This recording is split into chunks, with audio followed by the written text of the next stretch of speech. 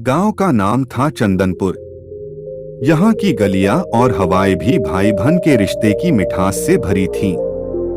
इसी गांव में रहते थे राधा और मोहन, जिन्हें गांव के लोग प्यार से चंदनपुर की जान कहते थे। राधा और मोहन का रिश्ता बचपन से ही खास था। वे हर साल रक्षाबंधन का त्योहार बड़े धूमधाम से मनाते थे। एक दिन राधा को एक पुराना पत्र मिला, जिसमें लिखा था, राधा, इस रक्षाबंधन पर तुम्हें एक अनमोल तोहफा मिलेगा। पत्र पर न तो कोई नाम था और न ही कोई पहचान। यह पत्र राधा को हैरान कर गया।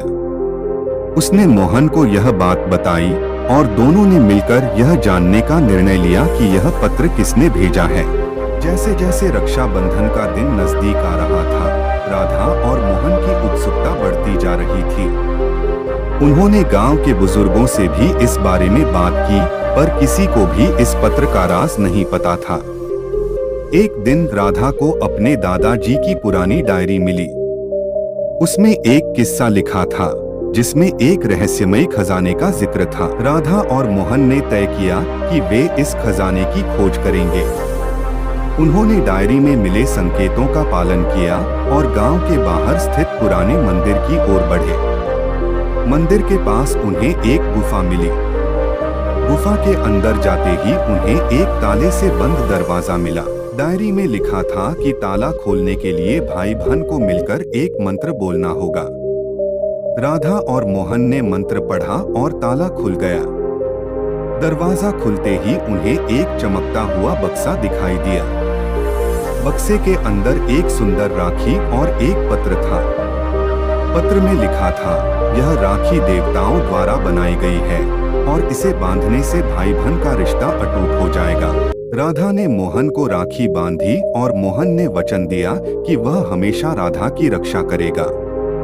तभी वहां एक रोशनी प्रकट हुई और एक वृद्ध व्यक्ति प्रकट हुए। उन्होंने कहा, मैं तुम्हारे पूर्वज हूँ। यह खजाना तुम्हारे लिए ही था। इस राखी की शक्ति से तुम्हारा रिश्ता और भी मजबूत हो जाएगा। राधा और मोहन ने उस दिन को अपनी जिंदगी का सबसे खास दिन माना। उन्होंने समझा कि यह रक्षाबंधन सिर्फ एक त्योहार नहीं बल्कि एक भावना है, जो भाई बहन के रिश्ते को और भी मजबूत बनाती है।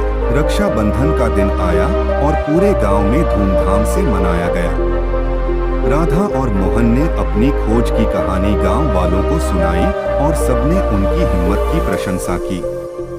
अब हर साल जब भी रक्षाबंधन आता, राधा और मोहन उस खजाने की राखी को विशेष रूप से पहनते और अपने रिश्ते को और भी गहरा करते।